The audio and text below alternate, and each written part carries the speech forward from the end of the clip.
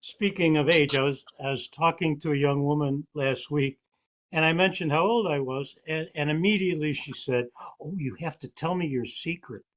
And I'm like, how does something that happened to me at summer camp over 60 years ago, how's that any of your business? I don't understand that. Oh, And then she clarified what she really meant to say was that my appearance did not coincide with her realistic expectations of how decrepit I should look, and it was somehow my fault, and I was using trickery, which is not true. It's real simple. Three simple things: good genetics, clean living, and men's shampoo.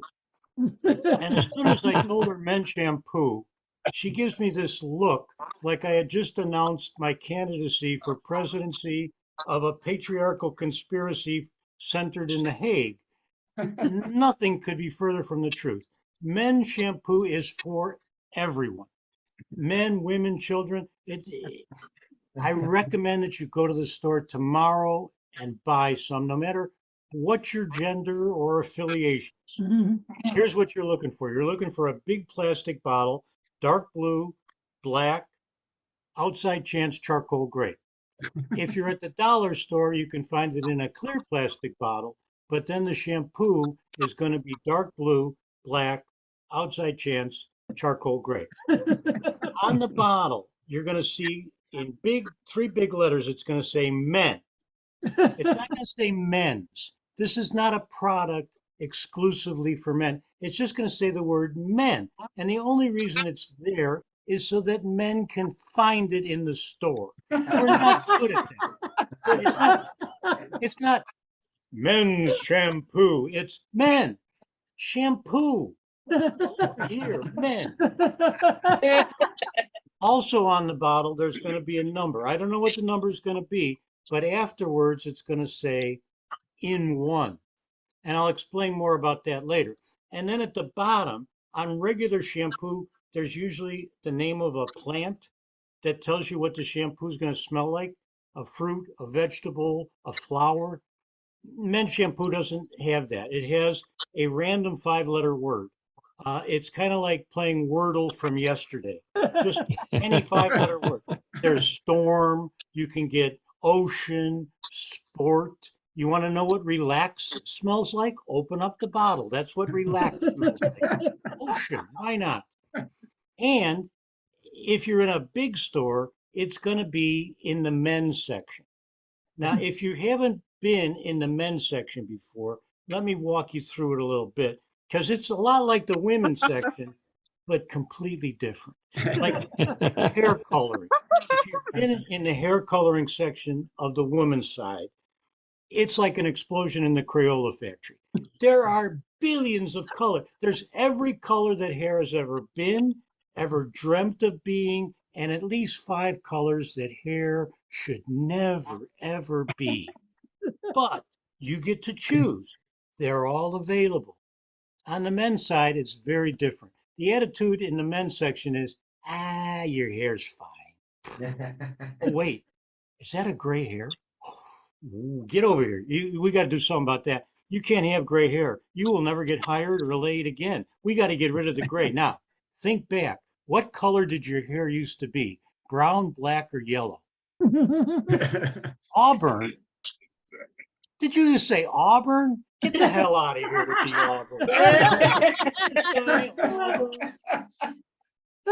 Auburn. Right next to that, you got the razors. And nothing will tell you the difference between men and women still in our society, like the way razors are marketed. Same product, same job, completely different marketing. In the women's section, it's all about smooth. Oh, smooth. That razor's going to slide up your leg so smooth. Your leg is going to feel so smooth. Afterwards, it's going to smooth out every relationship bump you've ever experienced. You're going to be walking out the store carrying a little bag. Men don't give two beans about smooth. We want close shave. We want we want to remove at least one layer of flesh with every whisker. We want a close shave that at any moment could slide into a close call. That's what we're looking for. We want to leave the bathroom feeling like we took the last helicopter off the roof of the embassy in Saigon. That's how we want to feel. We have to remember our grandfathers used a straight razor on their face. Are we not men?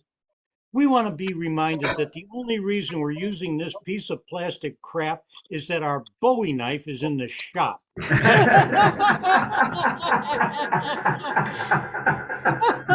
three blades my ass. Put two more blades. Put four more blades. We need as many blades as is humanly possible in that little piece of plastic. Why?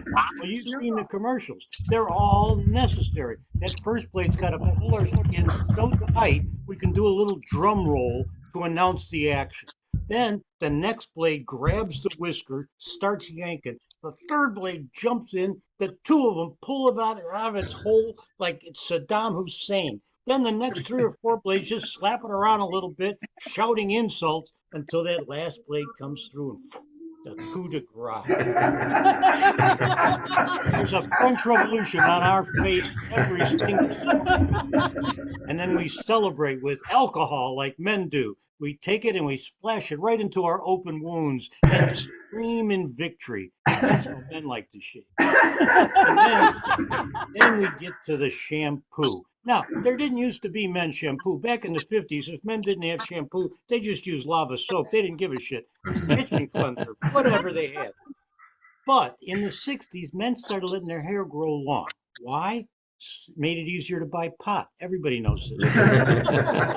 Ladies, let's face it, when you got long hair, what happens? It gets dirtier faster. You got to wash it more. The more you wash it, the more split ends. Well, you talk to a guy in the 60s about split ends, he assumes you're talking about wide receivers. That's what we used to call wide receivers back in the 60s. Tight ends, split ends. They didn't know from hair. But finally, some guy actually listened to his girlfriend for more than a minute and got the idea of conditioning his hair. Next morning, shampoo, rinse, repeat, rinse, puts in the conditioner, waits the full 5 minutes, rinses it. Ooh, it feels nice. Next day he does the same thing. Next day, next day. But Saturday rolls around and he doesn't have to go to work. So he does what we did in the 60s. He gets totally baked. Then he goes in the shower. But by that time, he's lost. He shampoos, forgets to rinse, shampoos again. 3 times he's shampooing. By the time he puts the conditioner in, halfway through the 5 minutes, he thinks maybe time has stopped. He thinks he's been in the shower between a half hour and 3 days. He feels like his whole body is starting to prune up a little bit. He panics. Nobody likes that paranoid part of being high. So Sunday morning, when he gets baked, he gets in the shower and he takes a shortcut. He squeezes the shampoo and the conditioner same time. He's done. It works just as good as far as he can tell. So he does it the next day. The next day he tells his buddy. His buddy starts doing it. Tells everybody at the shop. Pretty soon everybody on the softball team's doing it. It becomes a thing. Shampoo and conditioner. Some manufacturer thinks we can make some money. Put them in the same bottle. But they're all short hair guys. They don't get it. They try selling shampoo and conditioner to women. Women don't want shampoo and conditioner. What if it's the right shampoo and the wrong conditioner? What if it's the right conditioner but the wrong shampoo? What if it's the right shampoo and the right conditioner, but it's Thursday and she doesn't want to smell like a peach today? She don't know. Way more complicated for you all. But guys love it because it's quick. We're saving time. We're saving a lot of time every day. Some guy with a slide rule back in the 60s figures it all out. He says if we all keep using shampoo and conditioner, by the end of the year, we'll save enough time for another football game. And that's how the Super Bowl started, right there. I'm not making any of this up. See? And then it come the 80s, see, and hairy bodies were still in. So some Italian guy's in the shower one day, he's using shampoo and conditioner. He looks down and goes, what about the rest of this hair? I got hair every place. And that's when shampoo, conditioner, and Body Wash was born. The Oh. 3-in-1, that crossed the magical threshold. The 3-in-1 was the greatest invention of the 20th century. Once you got 3-in-1, you start throwing stuff. How about some dandruff medicine? Yeah, why not? Some hair restorer? Good. Barbecue sauce? You bet. NW40 for the winter? Yeah, I got this. This is the greatest invention ever. And I'm telling you how much it's meant to me in my life. While I'm sitting here tossing jokes your way, my 17-in-1, crime scented, is not only unclogging my drains, it's fertilizing my lawn and marinating a 3-pound rump roast. Thanks again, Tim. Oh my God, I'm out of you. Oh my God. Oh my God. Yeah.